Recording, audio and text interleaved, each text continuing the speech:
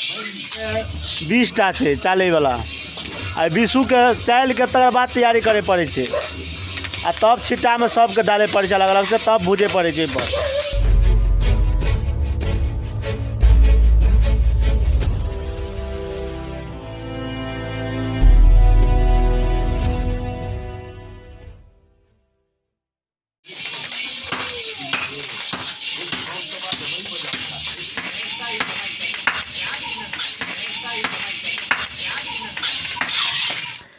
नमस्कार, जय मिथिला। हम छी बौआकार अपने सबके स्वागत करै छी मिथिला समाचार टीवी में।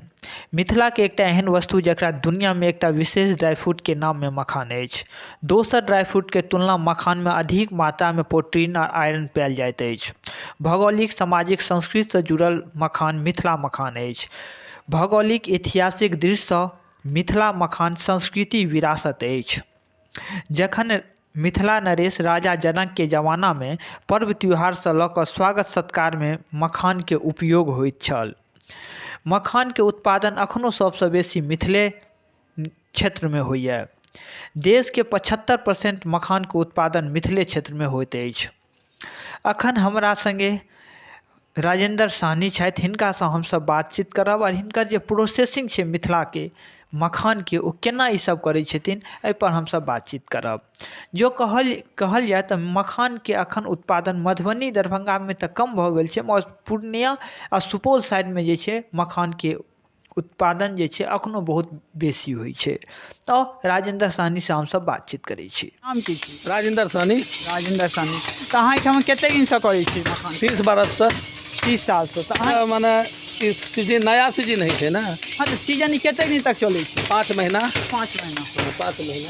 अच्छा, 5 जे तैयार होइ छै ताहिके बाद ई कि इएह मार्केट में बिकाइ छै या बाहरो अहाँ सब बाहर भेजै छियै। बाहर महाजन आबै छै मधुबनी के, दरभंगा के। अच्छा, ओहि पार्टी के दै छियै हमसब, बुझलहुँ ने। तऽ रेट जे होइ छै सबके अलग अलग साइज के रहै छै या एके रंग? एके रंग होइ छै रेट एके हाँ, एके रंग। छोटका बड़का सब एके रेट एके रंग रहै छै। जे साइज जे ली चाही। हाँ, साइज बड़ा रहे छोटा रहे एके दाम लेलक, एके दाम से पैसा देलक। आब उ सब अलग अलग मशीन लगा के बड़ा बनबै छै आ छोटा बनबै छै तो उ सब ओकर हालत जानतै।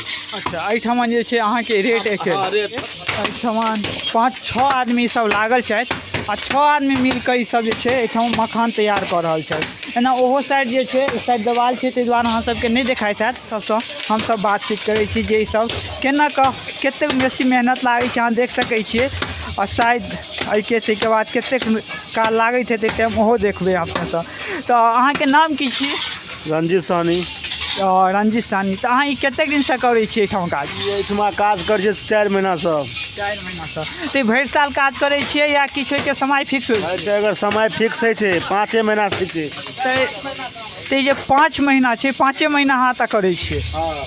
अच्छा, तऽ ई जे कए घंटा एहिठाम अहाँ सब करै छियै? अखन मतलब अहाँके 2 बजे 3 बजे बैठल छलियै, 9 बजे रहे, 9, साढ़े 9, 10 में उठबै। 10 बजे तक। तऽ मने 2 बजे से लऽ कऽ 10 बजे तक ई सब जे छथिन एहिठाम ई भूजै छथिन आ फेर ई जे मखान जे छै ओ तैयार होइ छै। तऽ एकटा चीज कहू, मखान जे छै साइज सबके एके रंग होइ छै कि अलग अलग निकलै छै? सबके साइज अलग अलग होइ छै। अलग अलग। 18-20 टा चलनी छै। अच्छा, तऽ ई देखलिए जे 18-20 रंग के जे छै मखान ई सब एतऽ तैयार करै छथिन आ कतेक बेसी मेहनत लागै छै आ ताहिके बाद होइ छै।